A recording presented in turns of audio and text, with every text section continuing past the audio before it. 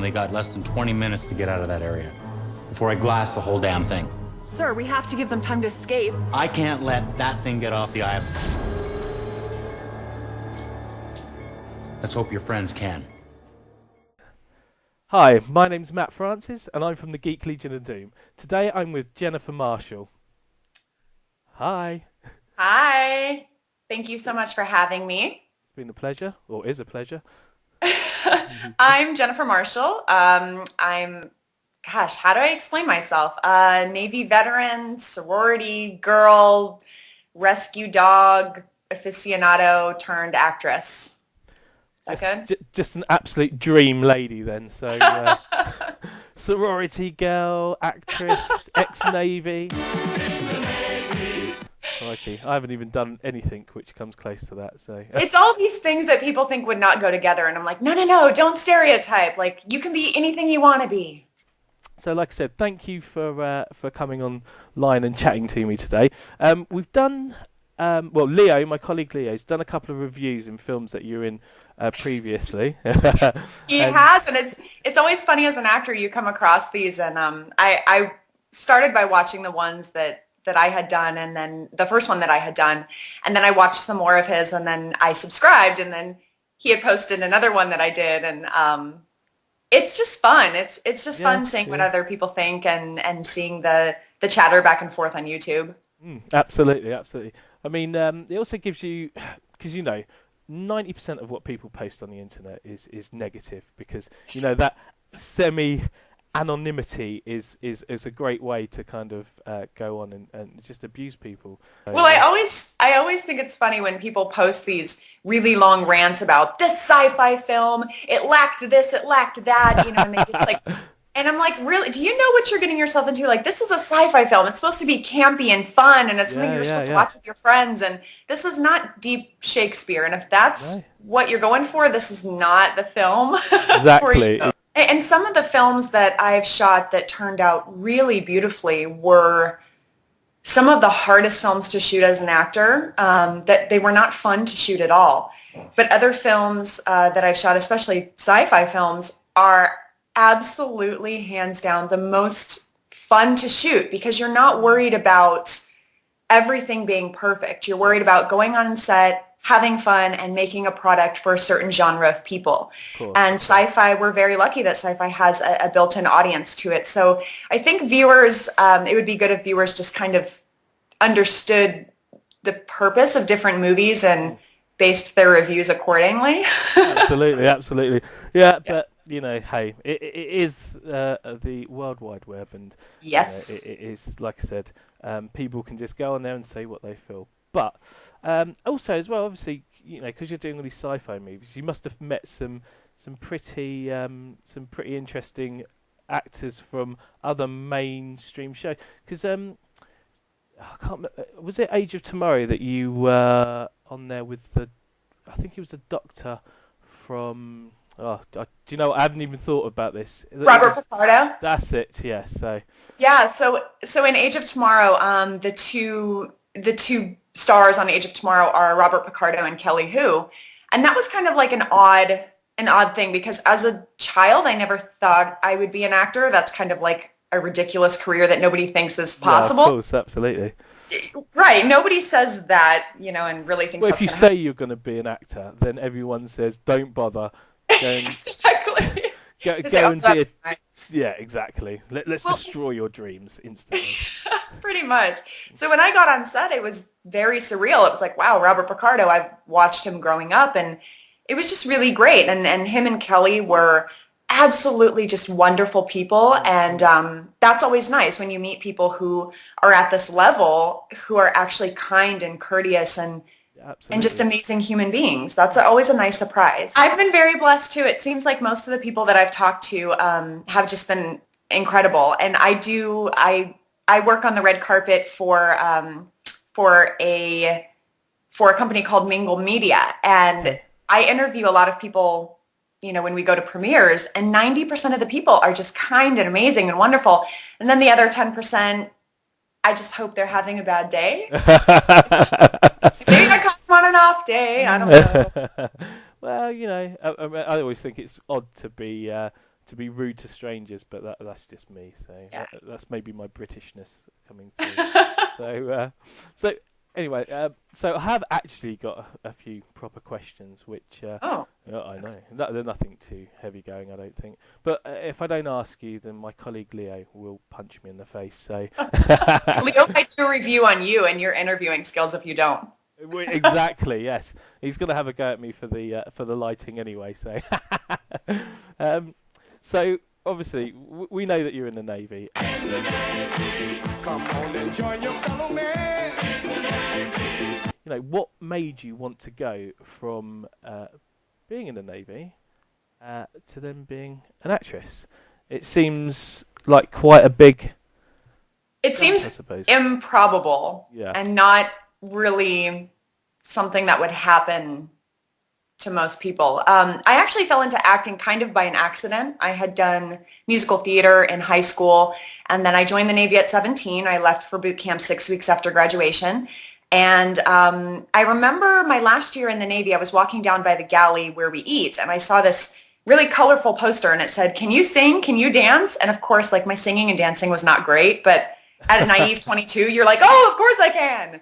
So I called this number, and they said it was a musical theater company that was only for military, active duty, dependents, retirees. Cool. So I thought, well, I'm not that good, but hopefully I can sing better than like other sailors or soldiers maybe. Absolutely. So I went and auditioned, and I did a couple of shows with them. And then there was a guy in that theater group who was on TV in I want to say it was like an elder care commercial or something.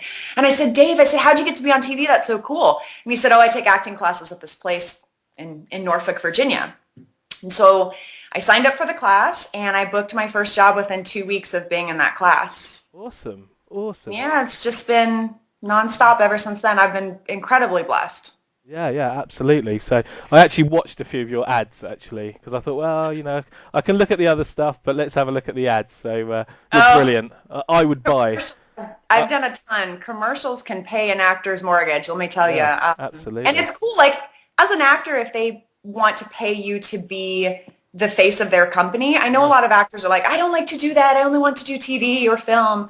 But for me, that's great. They want to pay you to represent their company.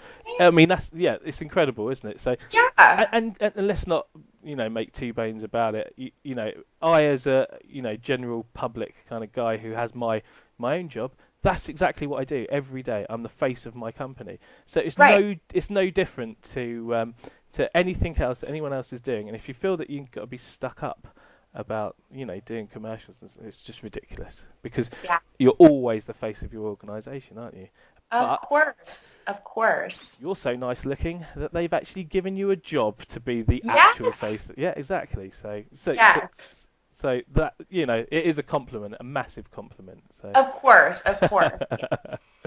So can you tell me anything about the upcoming films Zulu, Warfighter, Imperium, and Strife? I can. So, yes, I can. I can speak of two of them because the other two I've signed pretty heavy NDAs on, non-disclosure agreements. Yeah. So Imperium was a film that I shot in Virginia. I have a small part in it, but the part is with Daniel Radcliffe himself. Cool. Which, of course, is like an actor's dream. When I found out that I booked the role and the scene was with him, I, of course, shrieked in delight because he's just an incredible actor. And I got to set, and Dan was, gosh, he's so kind. He's so humble. He's so, you go to set and you expect somebody to have this bravado about them and have an entourage, and he just was not like that at all. He shook my hand and said, "Hello, Jennifer. It's a pleasure to meet you." We went over the scene a few times, and I just thought he's so incredibly humble, and he's been famous his entire life. Oh yeah, absolutely. It was, it was just, it was an amazing experience. So we shot that in Virginia in October. It will be released next year. And then Warfighter, Warfighter and I go back a long time. So everybody says there's so many actors and there's so much competition in Hollywood. And while that's true, it's kind of like you work with the same people over and over again. And Warfighter, I had actually worked with the writer, director, and producer of Warfighter on Zulu 6. I had worked with him. We had met and we just kind of jived. We were both actors on that. And he had contacted me and said, hey, I've got this part for you that's very much Jessica Chastain-ish in Zero Dark 30, but she's a major in the Army. She's an intelligence officer. And he said, I wrote this part for you. And I said, well, great, send me the script. And I read it and I thought, that is so Jennifer Marshall. It's just like, it's so me. So we went in and we filmed it. And it will be released next year in the beginning of the year, I believe in February, knock on wood. But that was just an awesome experience because I was working with people that I loved and appreciated and adored and people I really respected that I've worked with before. So that was a wonderful experience because not only was I working, but it was like working with family. Yeah, absolutely. And that always makes a difference, doesn't it? So, of course, yeah. Absolutely. The people that you love to work with is always great up until about a year in and then you just hate them.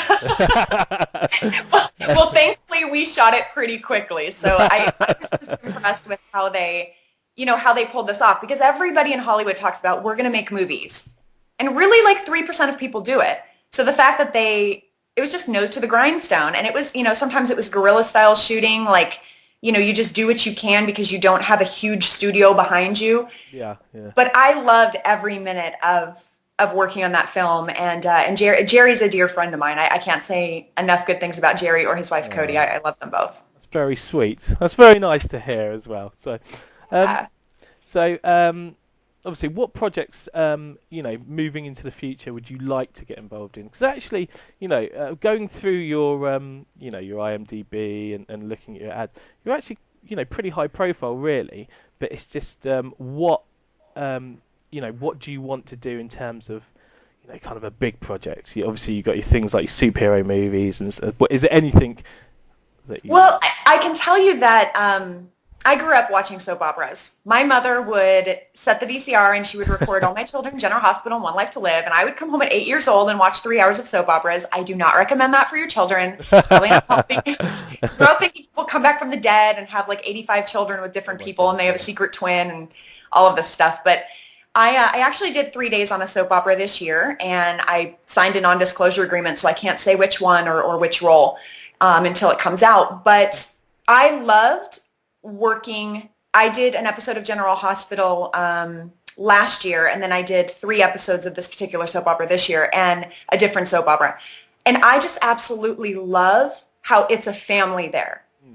The second day I showed up, hi, Jennifer, how are you? Everybody was just so kind and so amazing. Yeah. And I thought, no wonder people are on soap operas for 20 to 30 years because with this type of environment, who would want to leave? So I definitely would never turn down a soap opera. I feel like it's one of the best environments for an actor. But I actually really, really love, I do a lot of short films that go on the film festival circuit. And those are the best because while they're not really for public consumption, you go to these film festivals, you watch the short films, and you discover who you want to work with as a filmmaker. Yeah. So I've had directors and writers and producers come up to me and say, hey, I loved your work. Maybe we can collaborate on something. So I'm going to continue to do that into the future. But I think TV is probably the hardest thing to break into. I have a few co-stars right now, and just trying to break into that realm is very difficult. So with that being the biggest obstacle right now that I have to overcome, for me, that's something I really want to do, continue to build my TV credits because it's incredibly difficult, but I love a challenge. Yeah. And I'm sure with, like you said, with TV, I've seen it in the past where you get lots, there's a fair few actors who are just reused in lots of different things because obviously people just love working with these guys. Yes. And they know that, certain names, there are auditions I will go on and I know like I knock that audition out of the park and I will leave skipping off the lot, skipping off the studio lot. But then when I watch it, they fill it with a name. I know I auditioned for a role in a film called God's Not Dead 2. I love the casting directors. They were incredibly amazing. I didn't fit the specifications for the role, but they brought me in. And then I looked to see who had booked it, and Robin Givens had booked it. So Robin Givens, of course, is a name, and she brings people with her. So that's always actually a compliment. When a name books it, you're like, okay, well, I could have done as great as I can, but if I'm not a name yet, No. they're going to go with a name. But it's always fun to see that, like who. Yeah. Who else is going for it? Absolutely. Yeah. And hopefully you will be a name very soon, and you will make me rich with this interview. So. Well, I tell you, you never know, because I have some friends who came here a few years before I did, and they're doing so incredibly well. And it's just, it's so fun to see them succeed because I've seen how hard they've worked. Yeah. So, I always feel like in Hollywood, if you work so hard, it will get you somewhere. Is there luck involved? Sure. But a lot of it's hard work. Are you willing to outwork the other guy? And I am willing to outwork 99.9% of people. Let's do it. Bring it on. That is a bold statement. I'm now going to say something that if my boss sees this, will probably fire me. I'm not going to do that. I'm too busy playing my action figures. So, that's interesting. So TV, kind of a soap or something like that's kind of where you would. I suppose it's a great place to sort of sit your career as well, isn't it? So because it is literally a career rather than. Yes, very much so. And the particular soap that I worked on, it's a very successful soap, and I thought no wonder it's so successful because everybody here really appreciates and loves each other, and it's a great environment. Yeah. I mean, it always makes a difference when people bounce off each other well. Oh yes, because I've worked on a few sets where it was very contentious and people were very kind of high-strung, and I don't think that's a good environment for the actors either, because you're going in there and you're trying to, get into a character's psyche, and then somebody's, yelling and ranting and raving, and you're like, I've got to be in this frame of mind to deliver the type of performance that I feel this character, who this character is. I feel like I need to be that person, and it's hard to do it when it's a very stressful environment. So anytime I can be on a set where people love and appreciate each other, that's an actor's dream. Yeah, nervous energy is never good for anything. And people who think that you can scream and shout at people and get them upset and they'll get the best out of them are nuts. Not for me. I just always think I always think back to boot camp. There's a teacher here. He's a very well-known commercial teacher, and he's known to make people cry in class, but he's brilliant. He's brilliant, and he's amazing. And I remember I took his class, and there was a man next to me who the teacher had made him cry. And he said to me, I don't pay all this money to be forced into tears every time I'm here. I said, no, you pay all this money to have his name on your resume and learn his skills. So you need to separate the two. And he said, how do you have such a good attitude about this? Because I really get tired of it. I said, it's just like boot camp. I was yelled at in boot camp for months. So. That is different. Boot camp, I mean, Yeah. So, but a teacher, a director, like nobody can ever match that. So it's like, I time travel and go back to when I was 17, 18, and easy peasy. Yeah. And actually, I quite like the those really strict kind of teachers. But then I was always quite charming, so I used to get on all right with them. So if I do say so myself. Quite charming. Quite charming. I was like, hello, miss. Here's an apple. Thank you very much. Okay, so sorry, moving on to the next question. Have you had a chance to see the new Star Wars film? This is not going to go over well. Oh my! Be careful. There'll be millions of people hating on you if you say anything too derogatory. The about comment Star section will light up with disdain. So I have actually never. Oh my gosh, I've never seen a Star Wars period. What happened was when I was young, I didn't see a movie in the movie theater until I think I was 13. We didn't have the money to go to a movie theater. So, and for a period of time, we didn't have a television. So I didn't even see it on television. So I never saw it. And then I got to the age where everybody was like, oh, you've seen Star Wars. And of course you don't want to try to watch it then because you kind of feel ashamed that you've never seen it. It's like, oh, okay, like, sure, yeah. So I never saw it. And then so this one came out and my husband said, hey, I bought tickets for Star Wars with my friend Lester. And I said, well, you didn't buy I wanted to go. And he said, I thought you were filming because I was filming on Friday. Okay. And I said, yeah, but I was going to be out by then. He goes, well, sorry, there's only 2 tickets. Instead, I went to the American Legion to the ugly Christmas sweater party, and we just, had a beer and sang some That's okay. tunes. This film's only just been released. I'll let you off. However, I know. Give me a couple more weeks because it's really hard here to get a ticket. It's like completely packed. You go outside the movie theaters, it's just lines. blimey. But check back with me. I will. I definitely will, because we'll need to get your own personal review of what you thought. Well, I'm going to watch all of them. I'm going to do like a marathon, and then I'm going to go watch that one. That way I'll be completely informed. Can we do like a camera knuckle bump here? So it got... Oh, boom. That's amazing. Yeah, do it all. You've just got to watch them all the way through, and see how much it fulfills your life. And before you know it, you'll be running your own YouTube channel, toys in the background. But you know what? As much as I suck in the Star Wars realm, I make up for it with Game of Thrones, because Game of Thrones... Oh my God. I'm like ridiculous. And I cosplay Brienne of Tarth like nobody's business. Do you really? Yes, I won first place. We went to New Year's Eve party, and I won first place. And then I had posted a picture, I believe, on like a Brienne of Tarth fan page, and I got a ton of feedback. Like, great costume, you look just like her.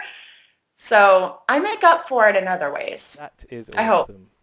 Well, yes. I mean, Game of Thrones is amazing. I mean, I love... Walking Dead, do you not do horror films or horror things? So, horror films. Well, I know... I mean, do you watch Walking Dead, though? Or is that... My husband does. Yeah. And to be honest with you, zombies terrify me because there's like no rhyme or reason to them. So he used to watch it, and I used to sit on the couch literally with a blanket and be like, ah! It was so scary to me because you can't reason with zombies, right? It just is what it is. But I started watching it this last season. I can see why so many people really, really love it. I would say that filming a horror movie is much more fun. I have one that's coming out next year, and filming one is much more fun than watching it, because filming it, it's not scary, but watching it, it's very scary. Yeah. I mean, I love horror films, but I'm like proper like pillow, like over the face. Paranormal Activity absolutely terrifies the hell out of me. I literally lie in bed and like shaking, trying to watch it.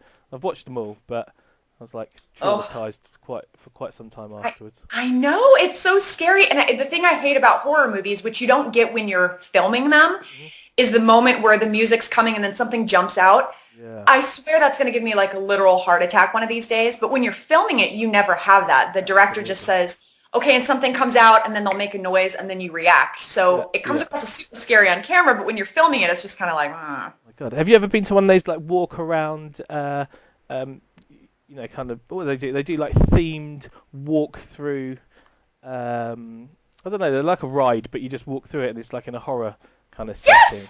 Yes, I went, they have one called the Haunted Hayride in Virginia Beach, and I went to college in Virginia Beach, and my sorority would go to this haunted hayride, and it would literally scare the crap out of me. I mean, I was older when I went to college. I went to college after the Navy. So I was with these, 17, 18, 19-year-old girls, and I think I was 26, maybe 25, 26, 27.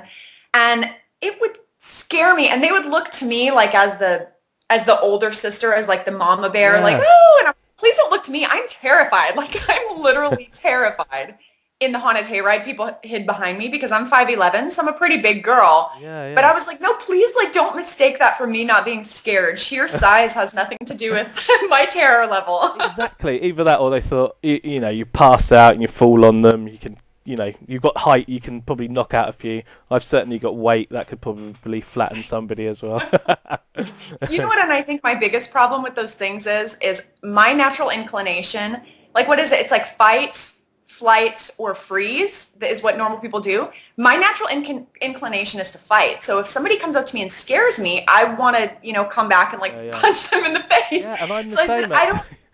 Right, this is not good for me unless I want to be arrested for assault and battery. I don't need to go to these places. Yeah. And those poor actors. I mean, the poor actors. I have a good idea of how much they're paid because I see the audition things come through, and they really don't get paid that much to kind of risk being attacked by patrons, which people do attack them. I mean, drunk people go, and I would never do it. No. I totally agree with you. I thought it looked like one of the most dangerous things ever. I mean, like I'm a fairly sizable guy. I was like, ah. No, I didn't really. It was like hug. I was like, oh, I love you. And but yes, terrifying. And there are so many nutters out there. So who, yeah. who literally just kick off at nothing. I used to work in retail.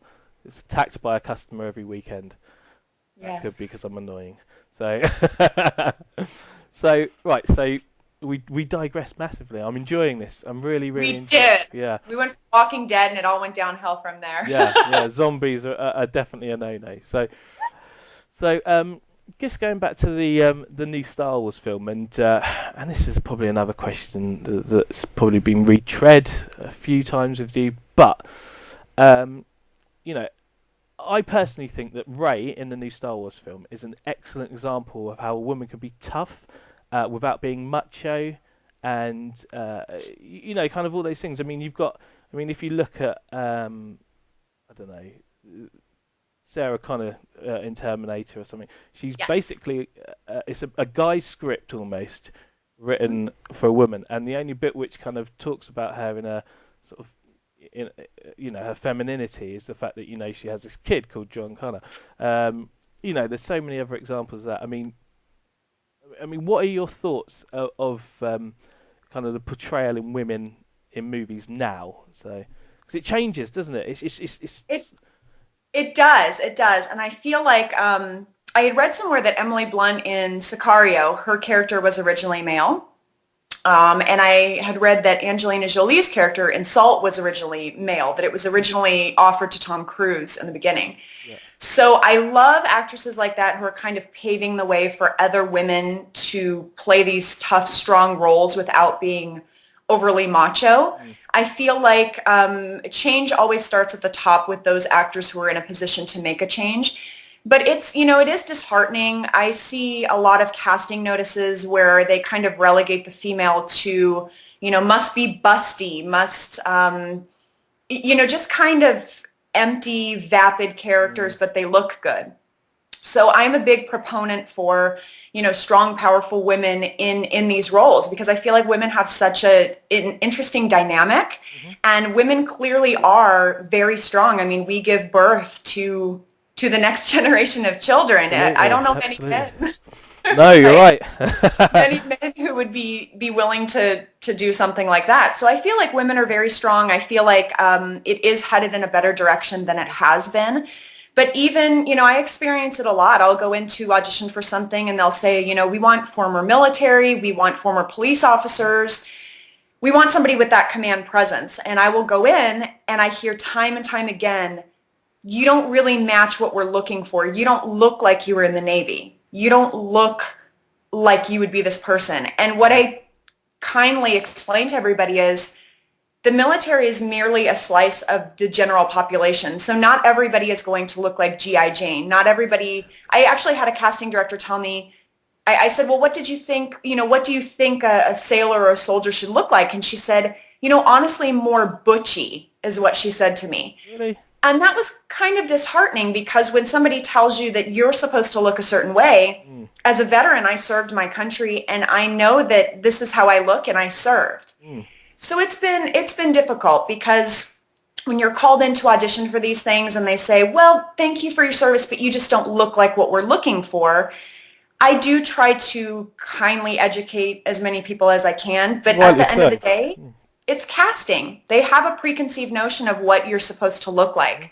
So anything like Emily Blunt or Angelina Jolie, who takes these roles and they're still beautiful women, but they're very powerful and strong, I tip my hat to that. I feel like we definitely need more of that in Hollywood to change people's perceptions. Because I don't know if you've seen this, but did you see the latest Mad Max film? Have you had a chance to see I that? did. Charlize Theron, yes, I saw it. Yeah, so she plays the Furio character, and I think that's the correct name. But she picked up actually a bit of flack for being too hard, if that makes sense. There's no kind of, I don't care, to be honest with you. I want it to be a great film, and I want it to be whatever. In my eyes, Charlize Theron can never do any wrong. She's just amazing. So She is. so but people will always find something to complain about. As we said earlier, the internet's full of idiots like me, and and people who will negatively kind of attack people. But in The some keyboard warriors. say again, sorry. We call them the keyboard warriors. Keyboard warriors. I like that. So